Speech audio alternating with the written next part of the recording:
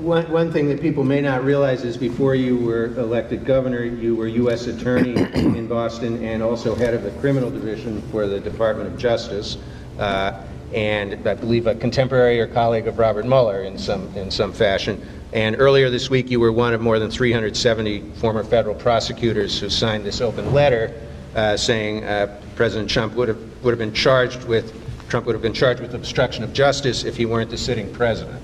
Can you flesh that out? But and you've also called him a one-man crime wave. But you don't think going through impeachment is the way to go, is my understanding. Well, that position is somewhat under review since the president recently said, I'm not going to engage with anybody. I'm just going to say no. And I worked on the Nixon impeachment back in 1974, and I wrote the legal memo about what constitutes grounds for removal of a president. And come to find out, it's acting in such a way that it interferes with the proper functioning of government under the Constitution. And having the president ignore the Article I Congress, which is the superior of the three branches of government, is kind of as close as you can get to totally ignoring your responsibilities as president. Not that Mr. Trump had any preparation for those duties, but so maybe that's not his fault, but we're still confronted with, not with a theory, but with a condition. We've got a guy there who has great difficulty conforming his conduct to the requirements of law, as we know from the Volume 2 of the Mueller report.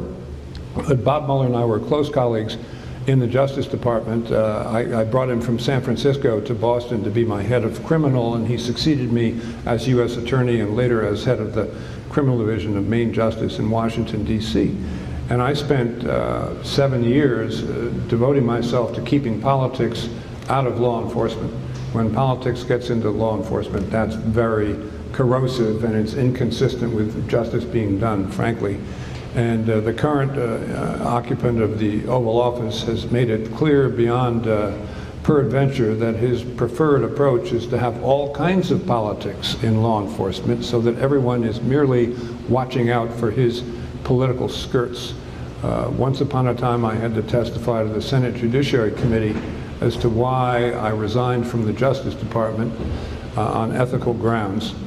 And one of these senators said, well, Mr. Weld, how could you have resigned from the department when so-and-so brought you to Washington? What about the dictates of loyalty? This is in Washington.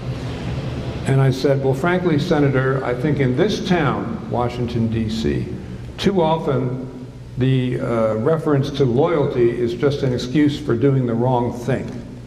I do believe that.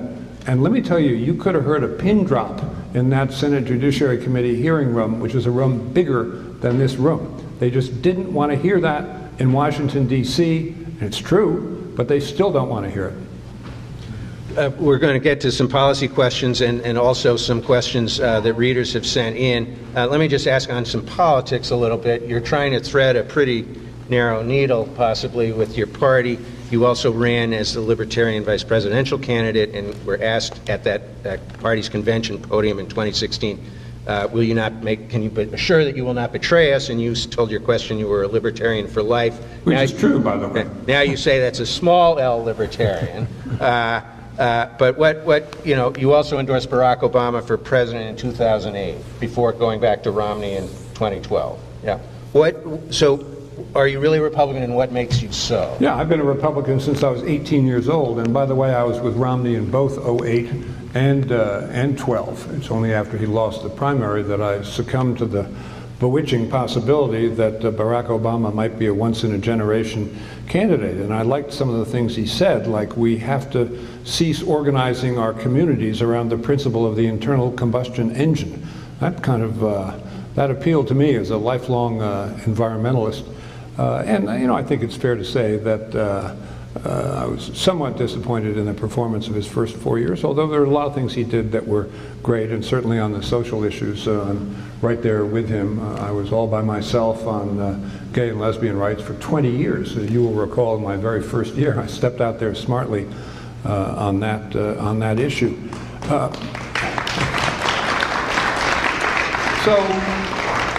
The Republican Party that I grew up in and that I worked for, first as an aide to Senator Jacob Javits of New York, then in the Justice Department for 7 years, then in the House for the Judiciary Committee, and later as governor. That Republican Party was, first of all, it was a responsible steward of fiscal affairs. And I was ranked the most fiscally conservative governor in the country when I was governor of Massachusetts. That's a major campaign plank for me, that we do not need $1 trillion in new debt every year, and it's unfair to the people who are going to be saddled with that bill, who are the millennials and the Gen Xers, and not my generation, but generations, 1 or 2 after me. And I think it's one of the appeals I will make in doing what I have to do, which is obviously to enlarge the electorate in the Republican primaries beyond the members of the Republican State Committee in the various states who are lined up for Donald J. Trump because they ran his campaign in each of those states. So, I will be pounding on the table saying you don't want these elections to be decided only by the party bosses. And I think that's, and I can almost prove that the people in those state committees who are saying how high when they're told by Washington to jump, I can almost prove that that's the case, that their fists are nailed to the table. So there'd be a minimum of democracy. And in fact, the Trump campaign and the National Republican Party tried to abolish New Hampshire's first in the nation primary a couple of months ago. Well, that didn't go down too well because people in New Hampshire kind of understand that a good portion of their clout as a state comes from the influence of the first in the nation primary. But both the president and the Republican National Committee have made and are making now no bones about the fact that they want to abolish as many primaries as possible, have as little citizen participation as possible, suppress the vote to the extent possible where there's a substantial minority voting. It's a very unappealing chain of agenda items that they have. And so that's going to be part of my argument to the country at large. You famously, in 1992, at the National Convention, said, "I want the government out of your pocketbook and your bedroom." That's still the mantra. And you've been, as you said, strong supporter of gay rights and abortion rights. But not just Republican State Committee members. There's lots of legislatures around the country, Republicans, that are passing legislation to hamper women's access to abortion services. Yeah, so how do you navigate that? I've been a strong proponent of abortion rights and Roe v. Wade my entire time in office. To me, it's almost a power issue. Who's going to make the decision? A bunch of big fat white guys in Washington, D.C., 700 miles away, or the woman who's immediately impacted, presumably in consultation with her family, but primarily the woman whose body is implicated in the decision. So I saw it as a political power issue as well as a moral decency issue, and I would be right there on both that and the LGBTQ issues. I'm proud to have appointed the woman, Margaret Marshall, who wrote the opinion, the legal opinion, judicial opinion, holding that gay marriage is constitutionally compelled. And that went up to the Supreme Court and became the foundation for the whole change in our law there. So that's those issues. You mentioned the environment. That is one issue you've long acknowledged you're not so libertarian on. Right. Here are a couple of questions from readers. I'm going to truncate, but Robin Adair Logan in Hartford and Don Hooper from Brookfield, who I think is a former Secretary of State. His is shorter, but a little more bigger. What's your solution to global warming? Well, I would rejoin the Paris Accords. I think the United States has to adopt a 2050 CO2 goals.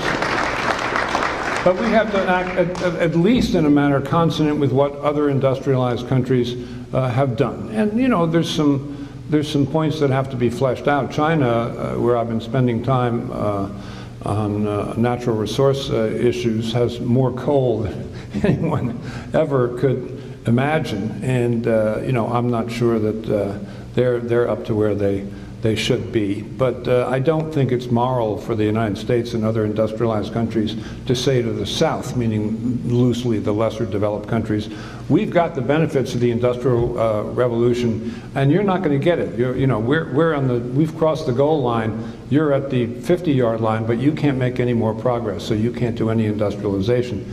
But it takes a lot of effort. I think that the CO2 aspirational goals is part of it. And the energy mix is important. I'm all for all renewables, for maximum investment in the elusive search to date for CCS, carbon capture and sequestration. I think that ultimately that's going to be solved with a method of carbon capture and sequestration into the oceans. And that'll be a big step forward. For coal? No, coal is already dead, I'm so sorry to say. And the president says that coal and oil are the wave of the future and that climate change is a hoax. The president likes to have one-word platform so he doesn't have to get in any depth into any issue. The fact is that he doesn't understand too many issues. He was against us joining the Trans-Pacific Partnership with 12 Pacific-facing nations because he said it'll be dominated by China. Well, China is not a member of the Trans-Pacific Partnership. The whole point was to have a beachhead, a major beachhead in Asia, led by the United States, to which China was not going to be a member. So he's not someone who likes to do homework, except to read last week's glossy magazines about his own performance. You also endorse nuclear power, I believe, which is a controversial subject in Vermont. Vermont Yankee was kind of phased out to Well, I'm so happy to hear that Governor Scott was one of 4 votes in the Senate to keep the nuclear plant open, because I think nuclear has to be 25% of the base going forward. And I look at the country of France that moved to 75% of its power is from small nuclear plants, and it's the largest diminution in CO2 emission in recorded history was France in the decade where they went to nuclear. And I've been in a lot of wide open space counties, Otsego, Oswego, up near the lake in New York. They're dying to get more nuclear plants up there. And I'm not talking about building an enormous nuclear plant like 3 Mile Island or Fukushima on a barrier reef, which is what the Japanese did. I'm talking about putting them in nice, flat, open counties, no problem. And many people who are involved in renewable energy say wistfully, isn't it too bad that nobody has ever invented something that could generate an enormous, almost unlimited amount of power and yet with 0 CO2 emissions? Well, they have invented such an item, and it's called the atom. And I think we should go there. It can be made perfectly safe. The one reason why it's not acceptable to the green everything now crowd is because it does generate radioactive waste, but that's a far sight easier problem to address than CO2 going up into the atmosphere, because it can be buried. And so I'm for all wind, solar, hydro, absolutely, no coal, no oil, and that should be the mix of the future, and that's part of the answer to how we're going to prevent that polar ice cap from melting. Buried in Nevada. I think one of the concerns in Vermont is right now the waste is stuck there near Brattleboro. Yeah, no, there's a big problem with transportation, but it's one that with firm leadership from the White House would not be that big of a problem, honestly, as I see things. On the issue of crime, as a former prosecutor, you were quite conservative on public safety issues. You said you both were to the right of Attila the Hun on crime, and also that you wanted to introduce inmates to the joys of busting rocks. This was a different era, but you pressed for truth in sentencing, bail reform, and I think we're a supporter of 3 strikes, you're out. Yes?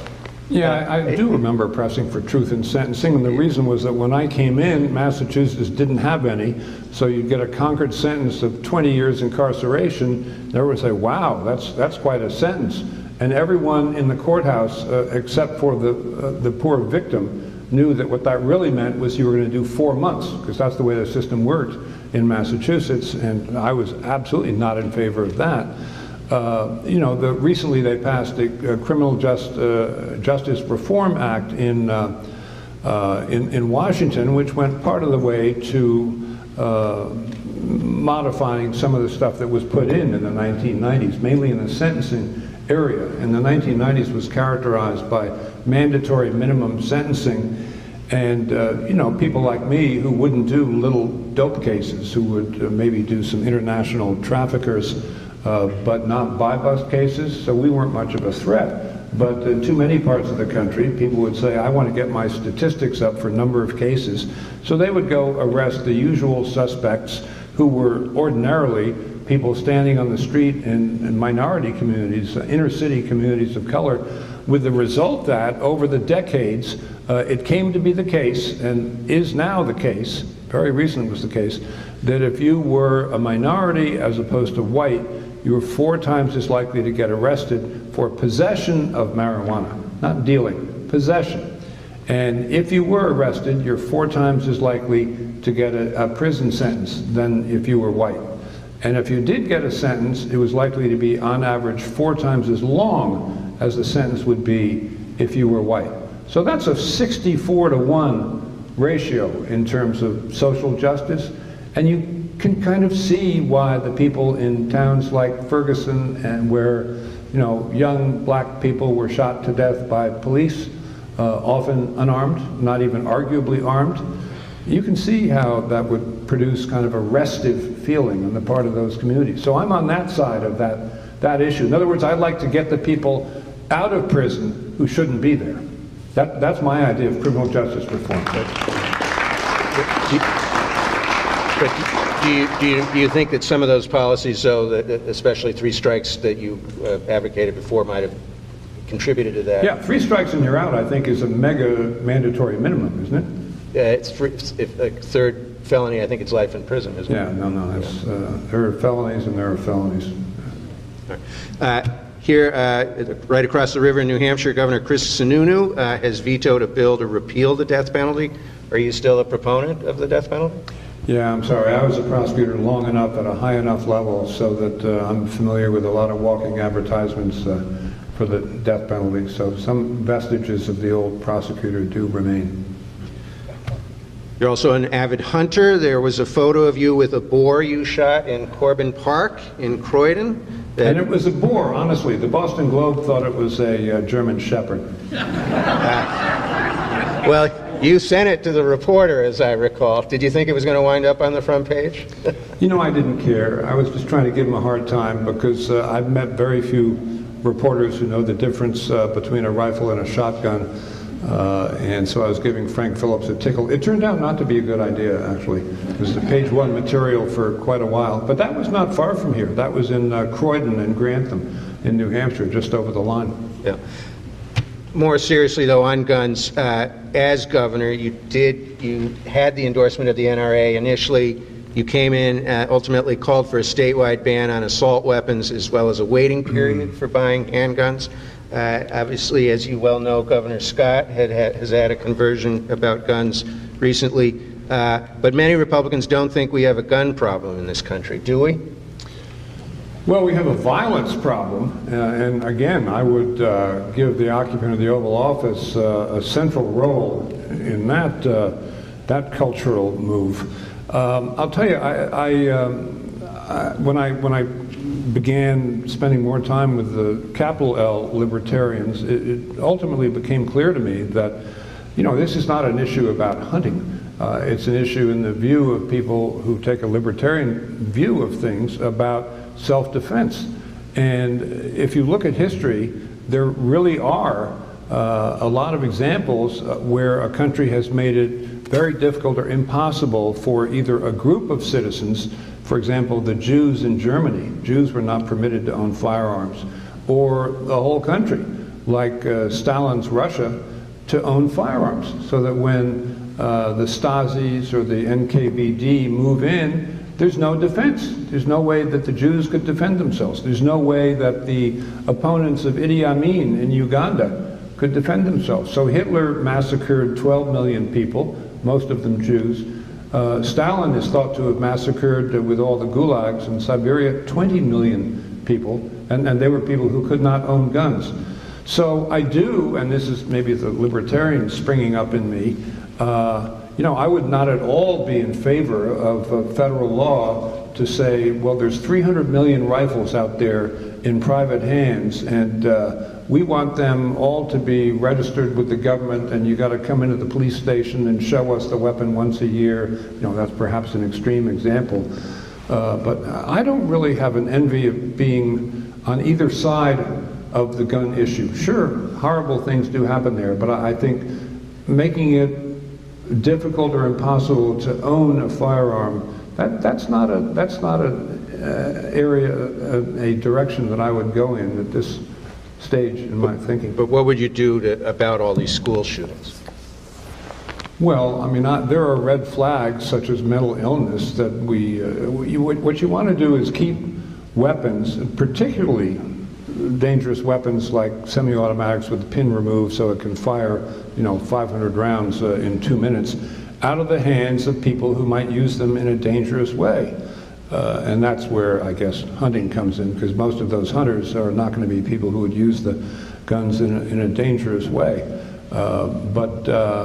So, mental illness, red flags, the worst of all in my book in terms of the way it hit me was Sandy Hook in Newtown, Connecticut.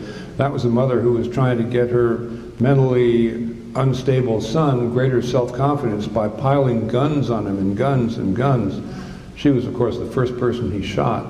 But you don't want that sort of thing to be able to happen. And that, really, you have to have any legal step that would make it easier to keep guns out of the hands of people with a mental issue. And I don't care if it's a little bit intrusive in terms of red flag legislation, I'd be all for that. How do you feel about, because I believe there's some limitations or restrictions on the federal government funding public health research on guns and gun safety? Do you think that? No, I think gun safety is fair game. Gun ownership, less so. But gun safety, absolutely. Yeah, Mike Bloomberg has been very active in that direction, and that's fine. So you'd be okay with saying NIH, let's go fund some studies about what might be common threats? I'm a huge believer in NIH. I really am. All right. Let's talk some fiscal issues. You said you've never met a tax cut you didn't like. True fact. Did that include the Trump tax package, and can the country really afford it given the deficits we're running? Well, the country may not be able to afford it, but it's because they didn't cut spending. And you were there at the beginning with me, so you'll recall that we cut spending in absolute dollars year over year. And I was ranked the most fiscally conservative governor in the United States by both the Cato Institute and the Wall Street Journal. And so that was the foundation for the 21 tax cuts that we did in Massachusetts when I was in office. So I never have met a tax cut I didn't like. And my motto when I was in office was, there is no such thing as government money. There's only taxpayers' money.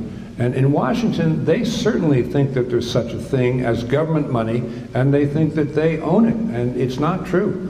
The 10th Amendment looms very large in my thinking, which is the amendment in the Bill of Rights that says all powers not delegated to the federal government are reserved to the states respectively or to the people. And that was, that was the foundation for a recent case in New Jersey in the Supreme Court relating to sports betting. And Congress had said to New Jersey, you can't have legal sports betting. And Sam Alito, who served in the Justice Department with me under Reagan, wrote this wonderful opinion saying, I can't imagine a more nanny state thing to do. This is really awful. This has got to stop. And I agreed with him. On the spending, I think it was cut the first year, and there certainly were a lot of tax cuts, but I think then gradually spending did increase in the subsequent years. Well, we were so prosperous as a result of all our tax cuts that when I came in, and in 1991, there was a 90 and 91, which was my campaign in my first year, there was a national recession downturn, and the two states hit hardest were Massachusetts and New Hampshire. And when we came in, the unemployment rate was just touching 10%. I think it was 9.8, something like that.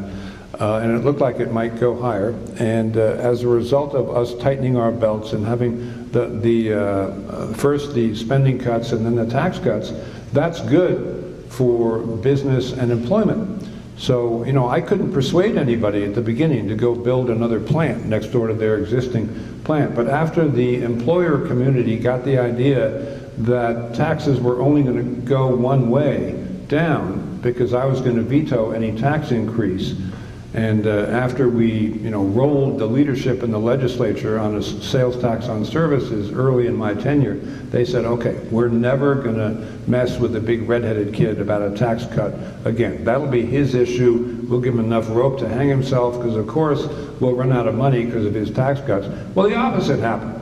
We went from having the highest unemployment rate among the industrialized states in the country when I took over in '91 to having the lowest unemployment rate in my third year in 1994. So that was a lot of money into the state treasury.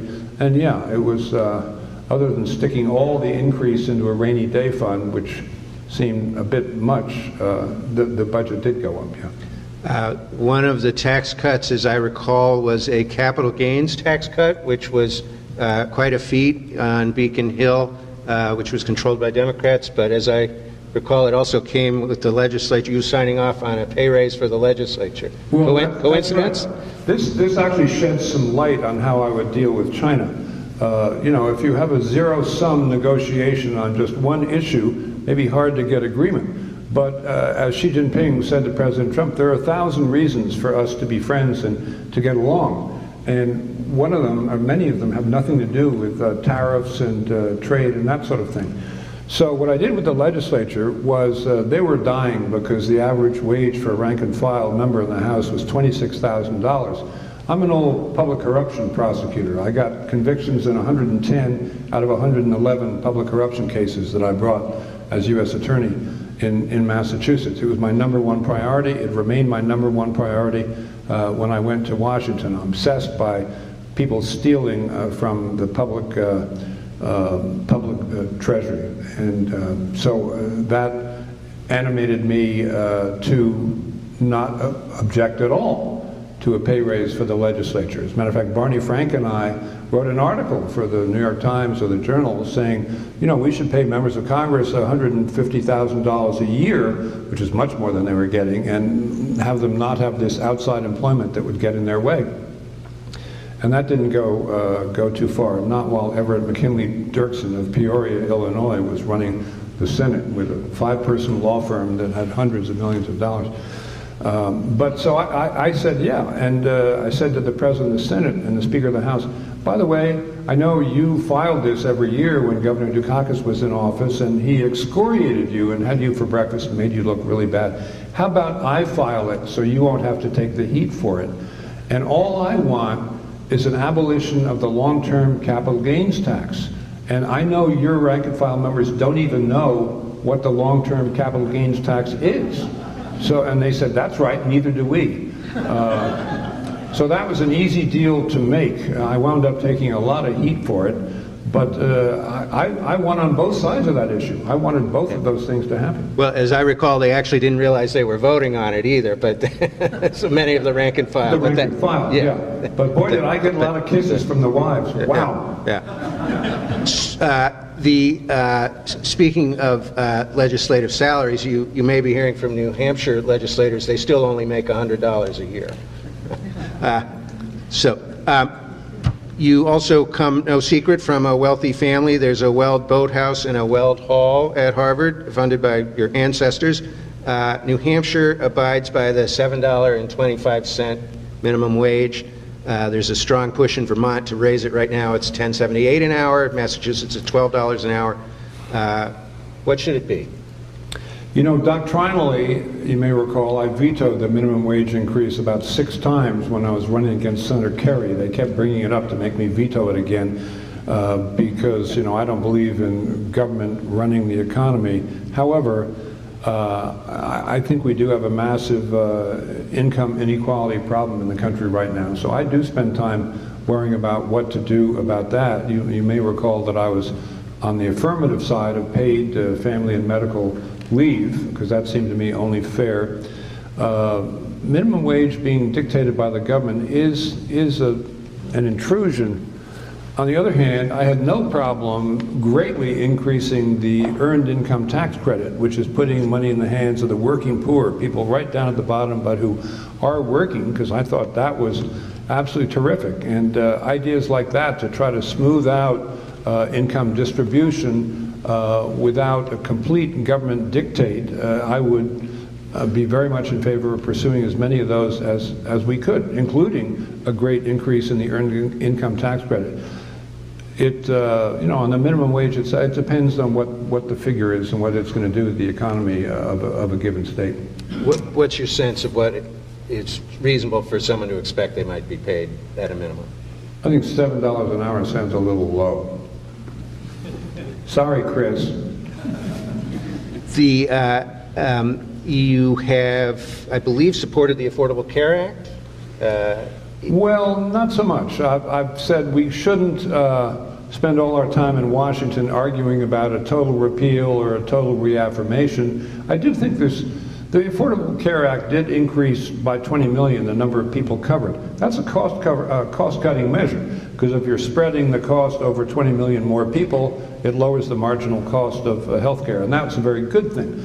Not so good was the amount of government in the Affordable Care Act, and many decisions are made by the government from day one. For example, they dictate that everyone's got to have a Cadillac policy and not a Chevrolet policy, and I'm more in favor of putting that in the hands of the individual to choose to have his or her own health savings account so that they can save their own money, which would have to be in a tax-advantaged manner to make it an incentive for that.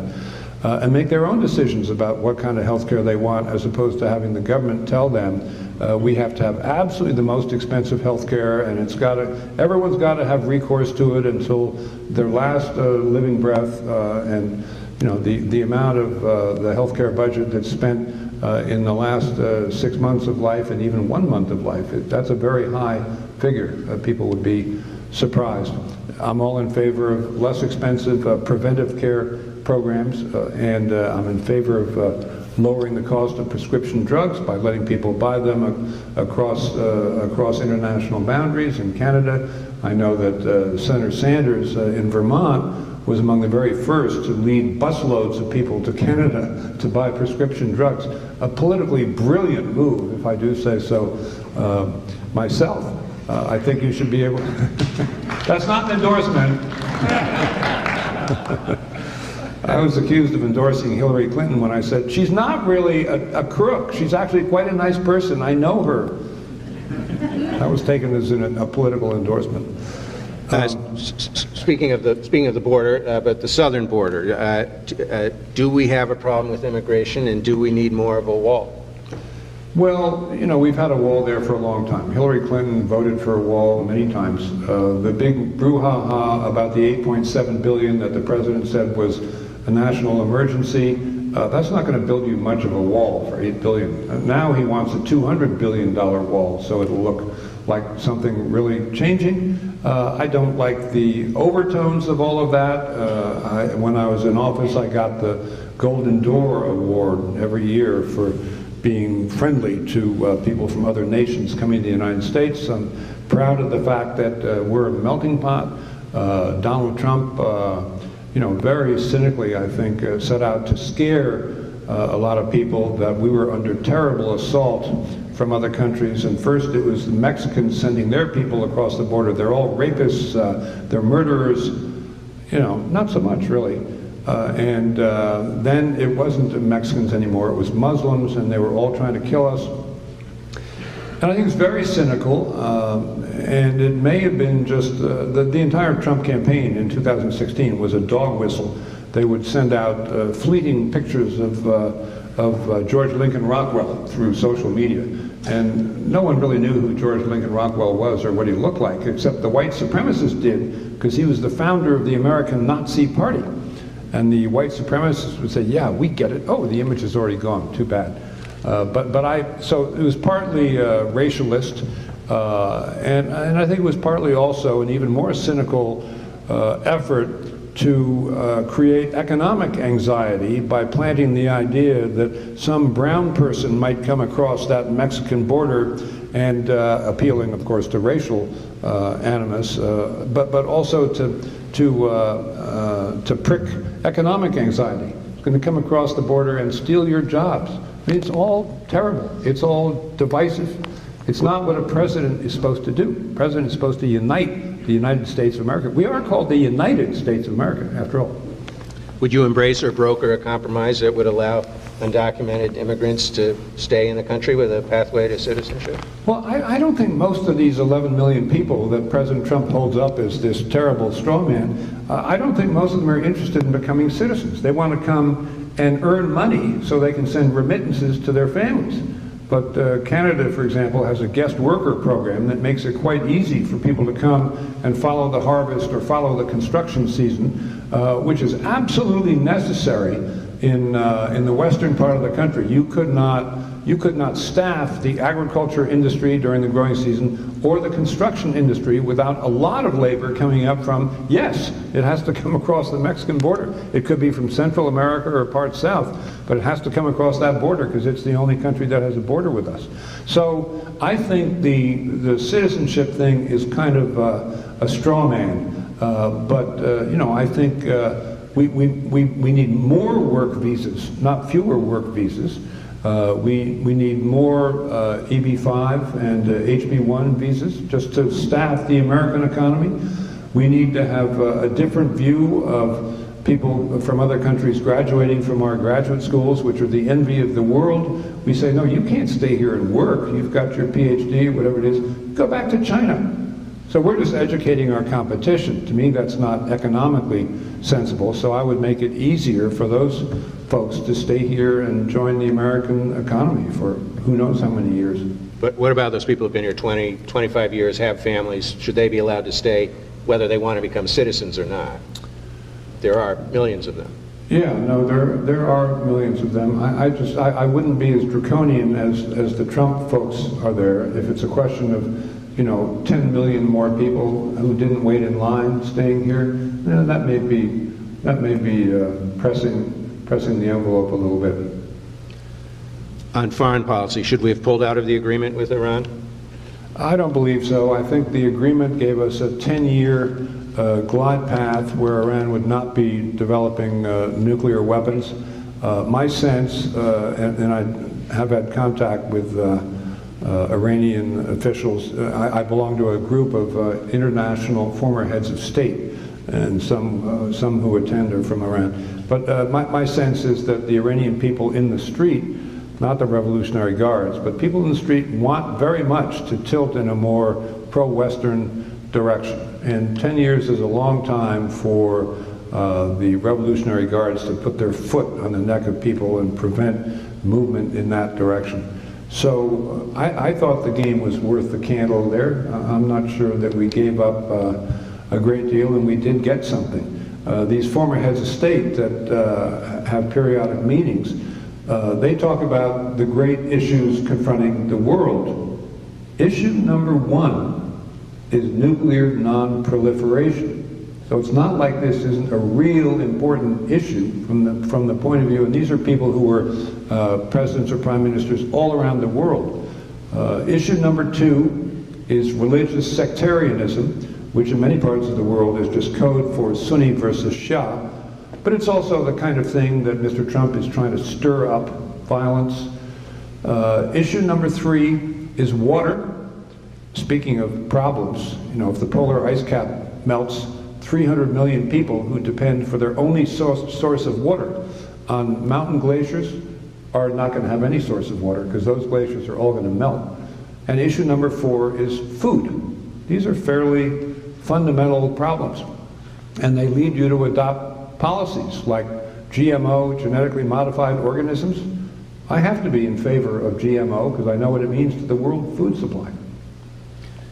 Another question from the audience, from readers, Rosemary Jakowski from Bennington, Vermont. Would you protect or would you prosecute whistleblowers such as Julian Assange, Snowden, and others, especially Snowden? Snowden would be a candidate for a pardon pretty close to day one. Why? I don't think he did any wrong. I don't think his motives were bad. Ever since I've been in the Justice Department, I think that our classified material is over-classified. Does it set a dangerous precedent, though, with other people who are responsible for protecting classified? Well, no, I wasn't leaping to embrace Assange with the same hug that Edward Snowden got. I don't know enough to say that he's on a par with Snowden. But Snowden, no, he should not be a criminal. Here's another question from a reader, which he acknowledges is on the lighter side. Tom Sullivan from Barre, Vermont. I was a constituent of yours back in the early 1990s. I believe I saw you at the old Boston Garden at a Grateful Dead show wearing a tie-dye shirt under a suit coat. So my question is a simple one. Was that you? And are you or were you a deadhead? Yes, Tom, 1,000 times yes. It was me, and I'm a Jerry guy all the way. Now, I'm going to reveal a little state secret here, too, which was Governor Weld was one of the very first Republicans to embrace rock and roll as a politician, because this was the era of Reagan and George H.W. Bush and Richard Nixon, and Barry Goldwater practically was still in the Senate at that time. And so you were very savvy in playing up how that was. I think I even saw a list of CDs that you had bought at Tower Records in Harvard Square that somehow made its way into the Boston Herald gossip column. Well, now both my wife and my son have playlists 2,000 items long, so we get to rock out all night long. Actually, there was an interview I did with the New York Times for the magazine a couple of weeks ago, and they came up, and I was doing a diner tour in New Hampshire, and they took 1,000 pictures, but the one that ran, the entire inside, both pages of the New York Times magazine, the entire magazine was covered by this enormous photograph of me sitting in the back of a 1956 Ford Fairlane in the airport diner on Manchester Airport Diner on Brown Avenue, and the license plate was rock and roll.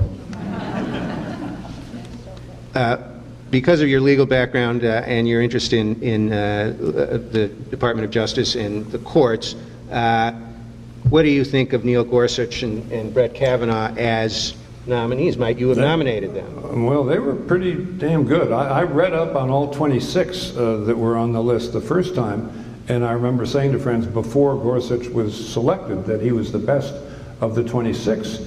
And Brett Kavanaugh, before the mess at the end, I remember saying, this guy is equally smart, and I would, as a senator, I would have voted for them both. I do concede that the Kavanaugh procedurally turned into a terrible mess, so it cast a really pall on the proceedings. Did you believe the woman from California? Of course. But you still would have voted for him? I would have. That's not to take anything away from the pain that she suffered. How about the Roberts Court in general? As a libertarian, do you like the Citizens United decision? Not so much, no. I'm not sure whether that's libertarian or not libertarian, but I remember at the time, and all my pals, worked with McConnell to get that thing passed, and they were just thrilled with it. But I think it goes too far, and too much room for money influencing politics without people really seeing what's going on. Going back to the Grateful Dead, marijuana legalization is a big deal, both in New Hampshire and Vermont. Recreational marijuana is legal in Vermont. As I recall, as a federal prosecutor, I think at one point you had said you'd never smoked marijuana in your youth, but now you and John Boehner are on the board of Acreage, a big player in the cannabis industry. Something changed? I've still never smoked a cigarette of any kind in my life. So John Boehner was an old political pal of mine from Washington, and from before he was Speaker. So we joined the board of this cannabis company with holdings in 19 states called Acreage Holdings. Our position actually is not federal legalization, it's states' rights. And it's, if a state legalizes adult rec, then the feds should have no further word about it. So, our preferred vehicle here would be the so-called States Act, which is based on the 10th Amendment, that would just say the states have the final word here. So, okay. So if Alabama wants to be a marijuana is illegal state, that's great. That's fine with us. But you would also then obviously say that there would be no problem with the financing. Oh, no, you have to have the Safe Banking Act as well. No, the industry is very much discriminated against by federal law, and it goes back to reefer madness in the 1930s, and there's been kind of a united front by the National Institute on Drug Abuse and the DEA and various elements of the federal government to continue to tarnish cannabis as a drug. I was drawn to acreage because it was formerly predominantly a medicinal marijuana company, and I have become persuaded, you're not supposed to say this officially, making drug claims for your product, but I've studied what's happened in Israel, where research on marijuana has been legal for 30 years, so they've essentially been doing a 20,000 person adult trial in Israel for 30 years, and there's a lot of evidence that the utility of cannabis goes beyond pain. And I do remember saying, again, my first year, there was medical evidence that cannabis was useful in the treatment of nausea from chemotherapy and glaucoma. And I said, why not? You know, morphine is a heroin derivative. Heroin is extremely illegal. Send it to NIH, my favorite agency. Just have it licensed. Another reader question, Aidan Garvey asks, as president, how would you help groups which have previously faced institutional racism, employment discrimination, and a lack of access to education without resorting to divisive, quixotic racial policies? Well, this is big with me, and I say that I think the essence of a democracy is that the individual should never be thrust in a corner. And the first reaction of the current occupant of the Oval Office is, by all means, let's thrust the individual in a corner. Let's take off after Khizr Khan and his wife, whose son was killed fighting for the United States in the Middle East, and let's say to her, what is your problem? You're a Muslim. You must have not said anything because you've been muzzled by your religion. Her problem is that her son is dead, and the President of the United States is attacking her and her husband by name. That's her problem. It's not that she's being muzzled by her religion. So that's just vintage Donald Trump. How serious is the footsie that President Trump seems to play with autocrats? No, I think it's absolutely his game plan. I've read a lot about how, you know, fascism and autocracy creep into countries, and democracies can slide pretty quickly. Almost everything the president has done is in favor of him becoming the centralized power with no counterweight. You know, everyone has noticed and remarked on that he's hollowed out the most powerful cabinet secretariats, the Defense Department, the State Department, Homeland Security Department. Everybody's acting. There's no secretary, or everyone's a yes man who has said, I'm going to watch out for your political skirts. So there's no counterweight. There's no countervailing person in many of those agencies exercising power. Secretary Jim Mattis at Defense was an exception. There's a real grown-up who even Donald Trump didn't dare say until the end, you know, this guy's no good and I'm not going to listen to him. It was so obvious that Mattis was a spectacular Secretary of Defense. But the reason President Trump is doing this is because when there are power vacuums out there among the secretariats, the political effect is to devolve power back to him personally. And that's why he says, I don't need to listen to anybody, because I'm just a genius. I understand things intuitively, and I don't have to read up on anything because I already know it. And when I want to know what to do, I just ask myself, what do I think? And you know, he's such a genius, such a financial genius at Wharton, that he got Michael Cohen, his lawyer, to threaten to sue the University of Pennsylvania if they ever made public either his grades or his aptitude scores. How serious do you think the Mueller report made clear that Russia attempted to interfere in the election? Do you think that interference made a difference? Oh, I think it could have made a difference, yeah, in the election. A lot of things made a difference in the election towards towards the end. But Mueller did find no evidence of conspiracy between the Trump campaign and the Russians. And Mueller is a very thorough prosecutor. So if it had been there, he would have found it, believe me. We made a career out of putting people in the grand jury, immunizing them so they faced the choice of telling the truth or committing perjury and looking at a substantial prison term. So I assume Bob did all that as he learned in Boston. But on the other hand, the evidence of obstruction of justice in Volume 2 of that report is overwhelming. So I think Bob Mueller did the country a big service by getting that all out there. And it's now over 750 former federal prosecutors who have signed that letter saying that Mr. Trump committed obstruction of justice. And that's why I think you can see the ice cracking a little bit in Washington on the question, the I word, impeachment, because the president has signaled he's not going to play ball with anybody and he's not going to discharge the most elementary responsibilities of his office. President Trump has vilified James Comey. I think you probably worked with Comey, or I actually didn't overlap with Jim Comey, but I knew his reputation as deputy AG well. It was a good reputation. You alluded to other things influencing the election at the end. Did he make a bad mistake? And I thought Comey made a bad mistake by saying we're just so close to the election. We just received some more emails about Hillary Clinton. We found them on another server. We haven't looked at them yet, so we don't know if there's anything there, but we're reopening the investigation because we have to look at them. Please? Please?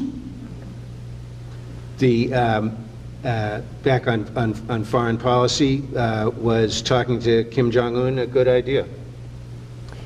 Well, it's not a bad idea, except that the president is so herky-jerky about things, and he thinks he's an inspired genius.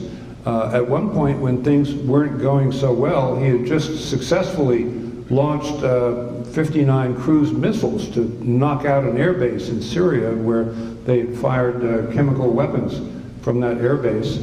And that went down so well. Even I was in favor of that, and I'm not a big regime change interventionist. I would bring the troops home from Afghanistan in a minute, for example.